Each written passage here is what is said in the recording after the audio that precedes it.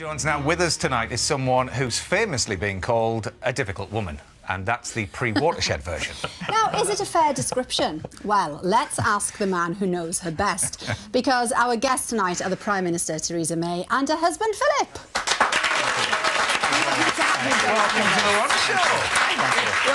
Well, let's get down to the nitty-gritty then, Philip. I mean, how hard is it to win a negotiation with your wife? Oh, that's a good question. Well, there's give and take in every marriage, isn't there? Of course. Yeah. I get to decide when I take the bins out, not if I take the bins out.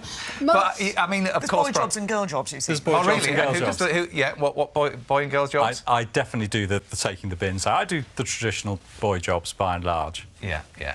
Now, of course, Prime Minister, you famously used the B word when you were describing how difficult you can be. So this is something, obviously, that you do recognise as far as negotiations are concerned.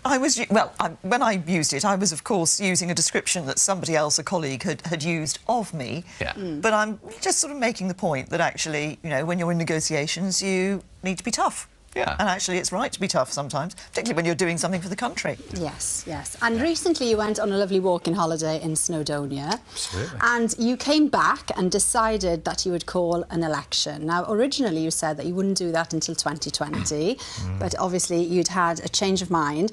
What was the conversation then that led up to that point? And, Philip, did you think, hang on, we're on holiday here, what are we having this chat about now for? When you're married to the PM, of course, work inevitably intrudes, but... I mean, it was... I had said, as you said, that I wouldn't have an election for 2020, because when I became PM last year, I think the most important thing was stability.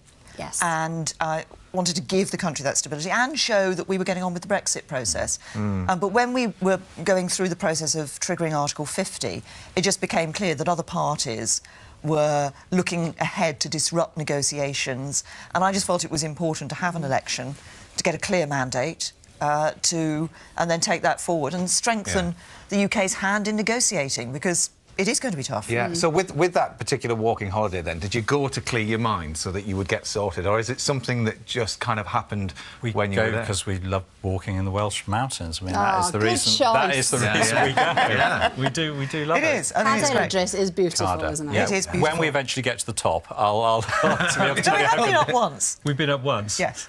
What was the drive back to London like when you know, once you'd decided? Well, I don't think it was any different from either. I mean, the point is that, you know, in this role, from time, you are making tough decisions. I'm making tough decisions from time to time. And I think the important thing is that whatever you're looking at, whatever you're doing, do what you think is right. Yeah. And you know, when you've decided what you think is right, then just get on with the job and get on with it. And head down. Well, yes. Now, one European institution, I'm sure the Mays are firmly behind, is Eurovision. We're not leaving that as well, are we? No.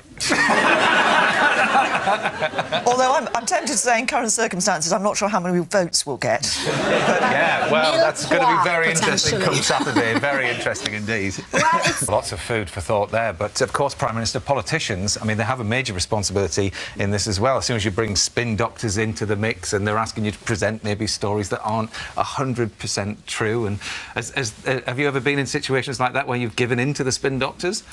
Well, the way I approach my politics is that, to me, I'm actually going out and asking people to vote for me. I'm asking them to put their trust in me. Yeah. So I think it's important that I'm open with them and tell it as it is. Yeah. When I'm addressing them. But we've had our own experience of sort of Yes, we have. fake news way back when I was wanting to be selected for a seat.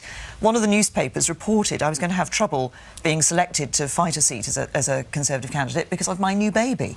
Well, we didn't have a baby. No. And we didn't think any more of it until that afternoon my mother-in-law rang. My mum rang, though she thought perhaps it was something we hadn't told her. Oh, really? So she was disappointed. Well, I'm sure she was very disappointed. Yeah. Let's go back to the beginning then. You spoke about your mum-in-law there. You were the daughter of a vicar, very solid upbringing.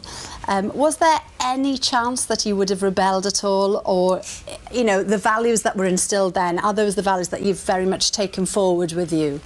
Yes, I think they are. I mean, there were several things. I mean, my very much, obviously, being brought up in a vicarage, it's you get to meet a whole range of different people from all types of backgrounds. And one of the things my father taught me is that you should take people as you find them, not have any preconceptions about people, and treat everybody equally. Yeah. And that was an important lesson that I had. But of course, you know, life in a vicarage is different.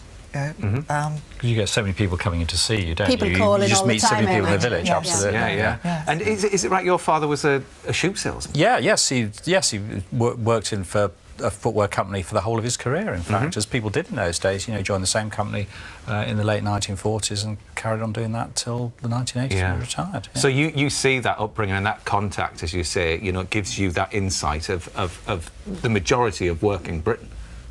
Yeah, I think so, yes. I mean, I think that's the point. I've Yeah.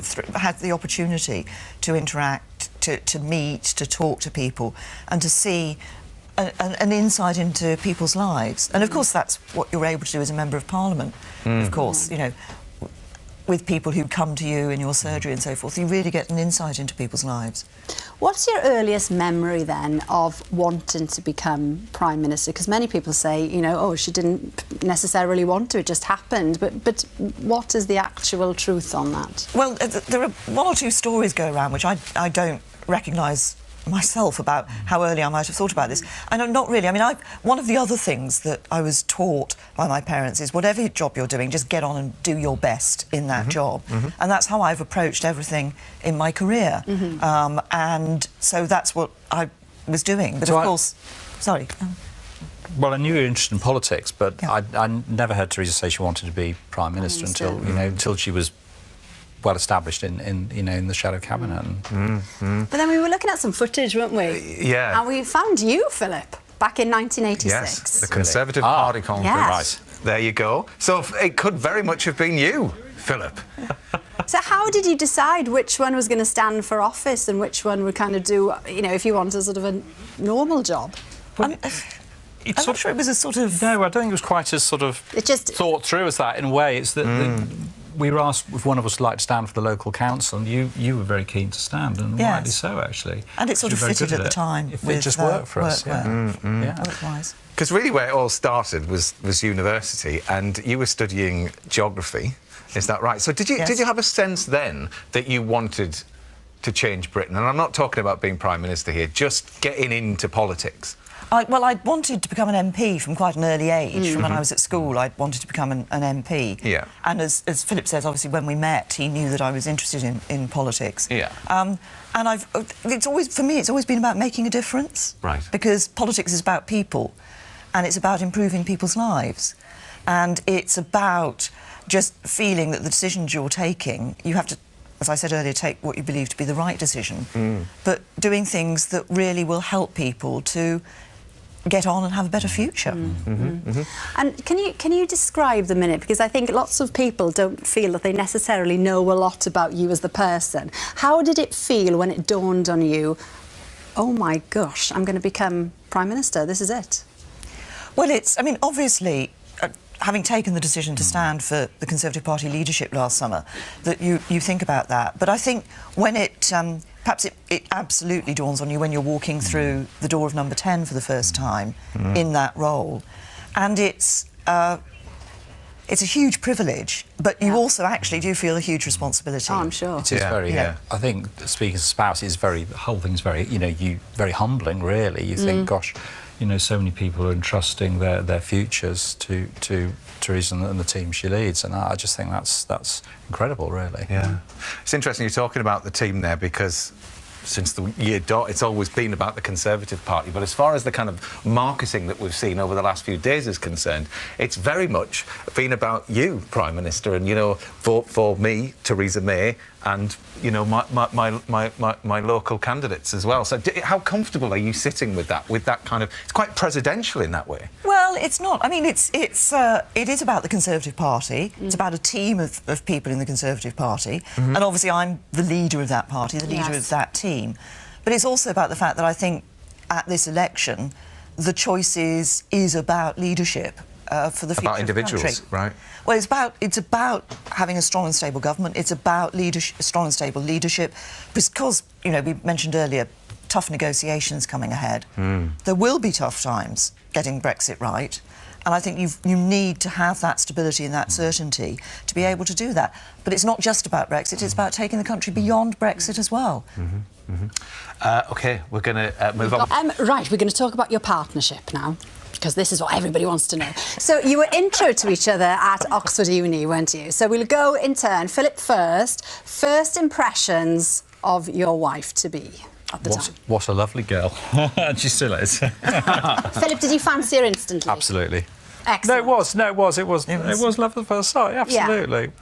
And likewise, then, Prime Minister. Yes. Well, it sounds a bit like this is your life, this, doesn't it? Love blossomed, and then you were married by your father. Yes. We've actually got your wedding photo here.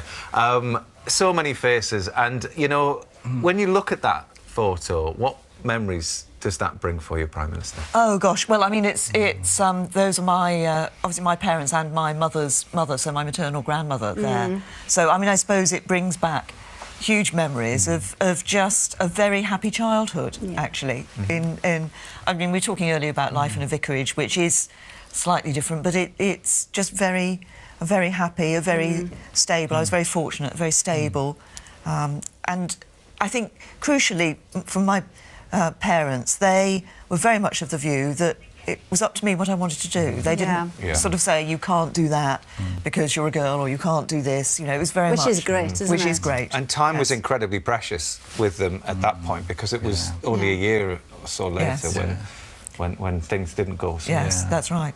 Not that we were to know that, of course, at that point. Yeah, so it's very much a treasured photograph, I'm sure. And behind every busy woman, and you're particularly busy, is always a strong and very supportive husband. What are the downsides, though, Philip, you know, in being married to the Prime Minister? Well, first of all, it's an enormous privilege for Theresa to be doing this job, for me to be there alongside her, and I think I get to meet the most fascinating, interesting people. I get to do some things I wouldn't otherwise do, and it is a huge privilege. So there isn't really a downside, but obviously, if you're the kind of man who expects his tea to be on the table at 6 o'clock every evening, you could be a little bit disappointed. Do you make the tea? From time to time. From time to time. Teresa's a very good cook. Teresa's a very, very good cook indeed, actually. And you have a large number of cookery books. I have a large number of cookery books, yes. At home, obviously, we live in the flat in Downing Street, but we like to get home at weekends, and that's where most of my cookery books are. So. And, I mean, you know, at the end of the day, I mean, who knows what time it is, because every day must be different, but when you get home, how do you try and leave work at number 10? And Philip, what do you see your role as being here? Just try to give Theresa as much support as I possibly can, Matt. I think that's just really important. I mean, it's obviously a very tough job. There are a lot of tough decisions, a lot of things that, you know, you really have to work very hard at as PM, and I think I'm there to give Theresa as much support as I possibly can, just the way she's always given me support. I was going to say, it's because it's a two-way street. It is a two-way street, yes. absolutely right. And when you've experienced so much of each other's lives, because you met when you were so young, and all of this has happened to you, you must feel like you're almost one, as opposed to individuals. Yes, I suppose it's... Well, but I mean, I think the point is we're still individuals, but we know each other really well. You know, when you've been married as long as we have, nearly 37 years, you get to know each other, you know, really well. And who has banned the red box from the bedroom? Which one? I don't think it's ever made an appearance in the bedroom. I've never had to try and sort of get it out. Shoo it out. No. Yeah. How happy are you with the whole shoe thing, Prime Minister? And, you know, do you wish it was just, you know, left be and you enjoy your fashion and this, that and the other? I mean, everybody seems to be commenting on it. I like buying nice shoes. So that gives me, and it gives me a reason for going and buying some more. But it can have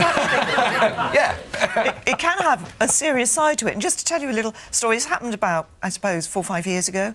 I was in the lift in the House of Commons, and there was a young woman in the lift. And I happened to look down, and I said, "Oh, nice pair of shoes." And she said, "Oh, I like your shoes." And then she looked at me and she said, "Your shoes got me involved in politics." Right. And now, you know, but there was somebody who'd, you know, through something quite sort of normal, just seeing an interest in shoes, she got interested in politics and was now working in the House of Commons. So, what's your shoe equivalent, Philip? That's a very good question, actually. I quite like sort of...